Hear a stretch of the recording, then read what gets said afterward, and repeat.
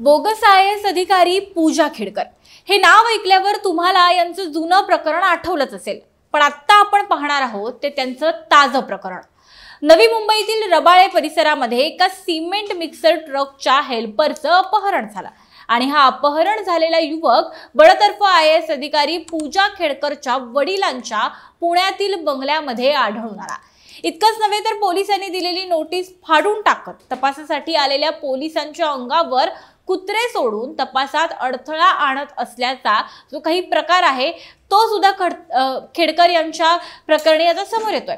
अत्यंत विचित्र आणि गंभीर असलेलं हे प्रकरण नेमकं काय आहे, या अपहरण प्रकरणामध्ये पूजा खेडकर, तिचे वडील आणि तिच्या आईची नेमकी भूमिका काय आहे आणि पोलिसांच्या तपासादरम्यान नेमकं काय काय समोर आलंय सगळं पाहूयात या व्हिडिओच्या माध्यमातून। नमस्कार, मी गौरी आणि तुम्ही पाहत आहात प्राइम टाइम महाराष्ट्र। सुरुवातीला एक महत्त्वाची आठवण, तुम्ही जर अजूनही आमचं चॅनल सबस्क्राइब केलं नसेल तर ते जरूर करा। नवी मुंबईत सिमेंट मिक्सर ट्रक आणि MH12 RP च्या लँड क्रुझर गाडीमध्ये झालेल्या अपघातानंतर ट्रक हेल्परच्या अपहरणानं प्रचंड खळबळ उडाली होती। पण त्यानंतरच्या अपडेटनं या प्रकरणानं भलतंच वळण घेतलं।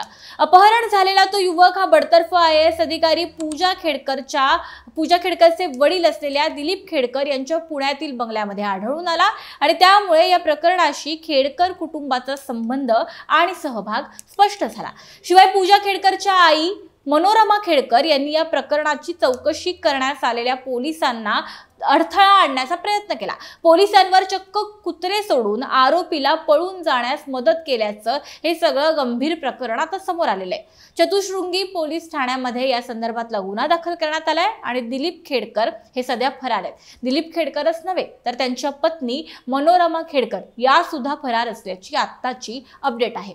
याबाबत समोर आलेल्या माहितीनुसार शनिवारी सायंकाळी सुमारे 7:15च्या सुमारास मुलुंड ते ऐरोली मार्गावर एक सिमेंट मिक्सर ट्रक आणि MH12 RP च्या लँड क्रुझर गाडीमध्ये अपघात झाला। या अपघातानंतर गाडीतील 2 अज्ञात व्यक्तींनी ट्रक हेल्पर प्रल्हाद कुमार याला जबरदस्तीनं कारमध्ये बसवून नेलं। त्यानंतर चालक चंदुकुमार चव्हाण यांनी ट्रक मालक विलास ढेंगरे यांना तात्काळ माहिती दिली, म्हणजे जो त्या ट्रकचा चालक होता त्याने याबाबतची माहिती दिली आणि त्यानंतर रबाळे पोलीस ठाण्यामध्ये अपहरणाची तक्रार दाखल करण्यात आली। अपहरणाची तक्रार मिळताच पोलिसांनी कारचा मागोवा घेतला आणि शोध घेतला। त्यानंतर जे समोर आलं ते अत्यंत भयानक होतं। ती गाडी, ज्या गाडीमध्ये त्याचं अपहरण झालं होतं, ती गाडी पुण्यातील बाणेर रस्त्यावरील एका बंगल्यासमोर उभी राहिल्याचं निष्पन्न झालं आणि मग पुढे हा बंगला पूजा खेडकर हिचे वडील दिलीप खेडकर यांचा असल्याचं समोर आलं, जे आता फरार आहेत। पोलिसांनी खेडकरांच्या घरी जाऊन दरवाजा उघडण्याची जेव्हा विनंती केली तेव्हा घडलेला प्रकार अधिकच गंभीर आहे। दिलीप खेडकरांच्या पत्नी मनोरमा खेडकर यांनी आधी तर दरवाजा उघडण्यास नकार दिला आणि मग त्यानंतर पोलिसांवर घरातील कुत्रे सोडले असा दावा पोलिसांकडूनच करण्यात आलाय। मग काही वेळानंतर ज्याचं अपहरण झालं होतं त्या प्रल्हाद कुमारला पोलिसांच्या हवाली करण्यात आलं, परंतु याच दरम्यान या प्रकरणातील आरोपी आणि दिलीप खेडकर दुसऱ्या रस्त्यानं पळून गेल्याचा आता आरोप होतोय।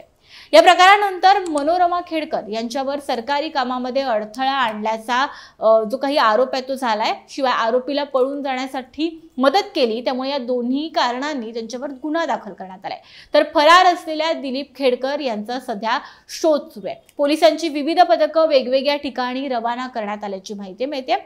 खरं तर सुरुवातीला दिलीप खेडकर यांच्याच फरार झाल्याचं वृत्त होतं, परंतु आता मिळालेल्या माहितीनुसार दिलीप खेडकर आणि मनोरमा खेडकर हे दोघंही जे दाम्पत्य आहे ते सध्या फरार असल्याचं समोर येत आहे। एकंदरच पूजा खेडकर आणि त्यांचं सगळंच कुटुंब यांची धक्कादायक प्रकरणं ही वारंवार त्यांना अडचणीत आणत असल्याचं पाहायला मिळतंय। या सगळ्या प्रकरणी तुमची मतं, तुमच्या प्रतिक्रिया, तुम्हाला असलेली माहिती सगळं आमच्या कमेंट बॉक्समध्ये नक्की सांगा। व्हिडिओ महत्त्वाचा वाटल्यास लाईक करायला विसरू नका। धन्यवाद।